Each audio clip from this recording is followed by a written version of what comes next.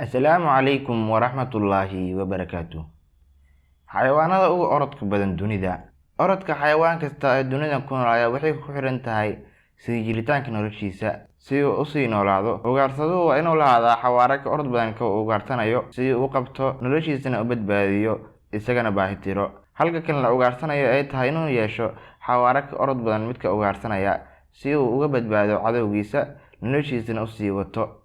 Muuqaalkan waxaan idinkula wadaagi doonaa xayawaanada ugu orodka badan dunida. Ma ahan haramcadka midka ugu orodka badan dunida, balse waxaa jira saddex xayawaan kale ee ka orod badan. Fadlan nala dhammayso muuqaalka si aad u ogaato ilaa midka ku jira kaalinta koowaad. Haddii ay tahay markii ugu horeysay ee soo booqato channelkan, fadlan rukuma muuqaalada channelkan oo taawa calaamadda subscribe si ay kuu soo gaaraan muuqaalada ka soo burqanaya channelka Burqad si annagana dhiirigelin noogu noqoto.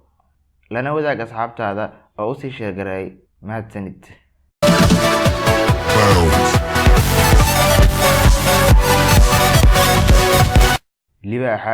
libaaxa xawaarihiisa ugu badani waa 80.4 kiiloomitir saacadiiba. Libaaxu wuxuu u socdaa kooxo si uu ugu guuleysto ugaarsigiisa.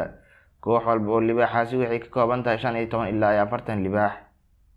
Markay ugaarsanayaan ayaa ah markay ugu orodka badan yihiin oo xawaarahoodu gaarayo 80.4 kiiloomitir saacadiiba, balse xawaarahaas ma ay joogteyn karaan oo masaafo yar kadib xawaarahoodu wuu is dhimayaa.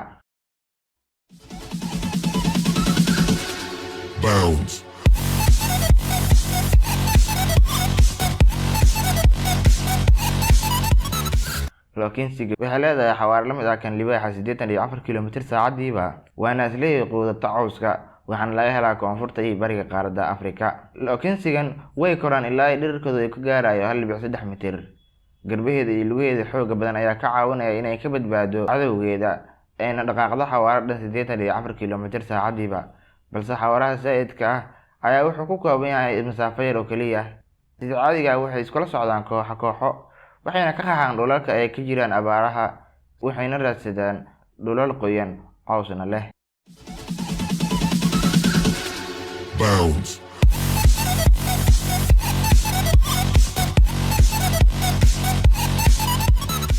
Quota horses waa qayb ka mid ah fardaha dunida. Xawaarahooda ugu badan waa 88.5 kiiloomitir saacadiiba. Fardahan ayaa ah kuwii ugu horreeyay ee ku faafay dhulka boqortooyada midowday ee Ingiriiska. Magacan quota horses ayaa loogu magac daray markii ay ku guuleysteen tartankii ruuc maylka ahaa ee qarnigii 17aad. Xawaarahan 80.5 kiiloomitir saacadiiba ma joogteyn karaan, balse masaafo yar markii loo fiiriyo waxay yihiin fardaha ugu orodka badan fardaha dunida.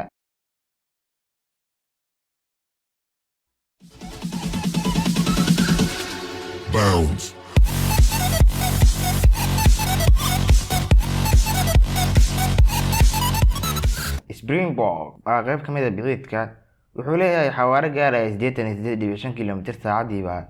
Wuxuu samayn karaa goosmo fiican si uu uga badbaado cadowgiisa iyo booditaan ilaa 13 feet uu ka boodin karo. Wuxuu leeyahay geeso dhaadheer waxaana laga helaa koonfurta qaaradda Afrika. Sidoo kale wuxuu og yahay calanka waddanka Koonfur Afrika.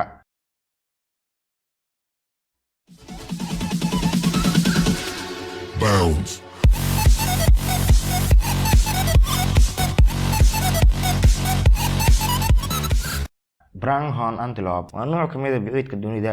Biqiidkan waxaa laga helaa qaaradda Ameerika. Xawaarihiisu waa 98 kiiloomitir saacadiiba.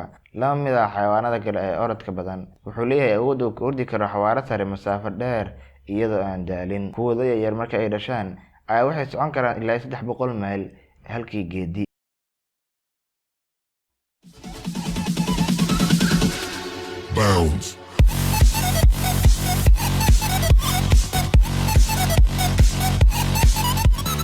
Sailfish malaygan xawaarihiisu wuxuu gaarayaa 112.6 kiiloomitir saacadiiba. Cilmi baaris la sameeyay ayaa waxay sheegaysaa xayawaanka ugu orodka badan badda inuu yahay sailfish, halka kuwo kalena ay ku doodayaan black marine malayga la dhaho iyo swordfishka. Saddexda malay ayaa isku xawaare ah, xawaarahooduna waa 112.6 kiiloomitir saacadiiba. Sailfishka ayaa wuxuu dheeryahay xayawaanadan kale inuu leeyahay booditaan zaa'id ah, calooshiisana waa caddahay.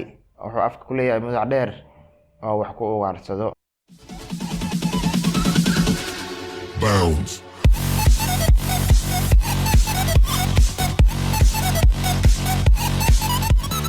Haramcadka Haramcadka waa xayawaanka ugu orodka badan dunida ee dhulkan ku nool. Xawaarihiisu ugu badan waa 120.7 kiiloomitir saacadiiba. Waxay ku qaadataa inay ku qabato cid walba ay doonayso 40 ilaa 60 ilbiriqsi. Waxay cuntaa biciidka, dayrada iyo xayawaanada la midka ah.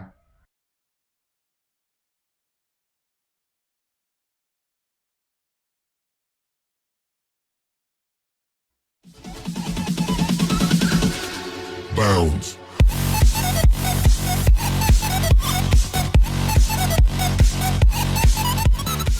Isbuuca Winged Goose. Shimbirkan ayaa ah midka saddexaad ee dunida ugu orodka badan.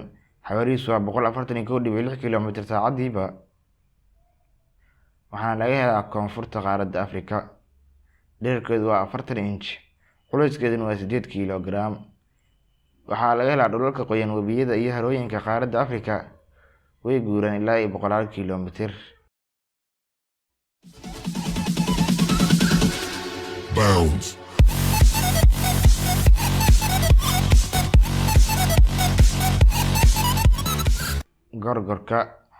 Gorgorkan xawaarihiisu waa 322 kiiloomitir saacadiiba. Kani waa shimbir awood badan oo weyn, waana xayawaanka labaad ee dunida ugu xawaaraha sarreeya. Wuxuu leeyahay ciddiyo af badan, xawaare la yaab leh, kuwaas oo ka caawinaya inuu qabsado cidduu doono. Bounds.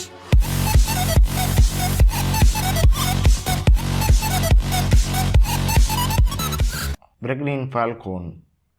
Af Soomaaliga rasmiga waxaa lagu dhaamaynaa hadda. Haddii aad nagu caawin karto, noogu soo qor qaybta hoose commentiga. Shimbirkan ayaa ah xayawaanka ugu orodka badan dunida iyo shimbirka ugu orodka badan dunida. Xawaarihiisu waa 386 kiiloomitir saacadiiba. Xawaarahan ayuu wuxuu leeyahay markii uu soo degayo. Wuxuu quutaa shimbiraha kale iyo cayayaanada. Muuqaalkeena intaas ayuu ku egyahay. Channelka daawanaysa waa Burqad Channel. Soo jeediyaha barnaamijka waa aniga Cabdinaasir Cilmi Cabdi. Haddii aad ka hesho muuqaalkan like saar, hana ilaawin inaad subscribe saarto channelkeena. Intaan ku kulmayna muuqaalkan kan xiga, waxaan idinkaga tegaynaa sidaas iyo nabadgelyo.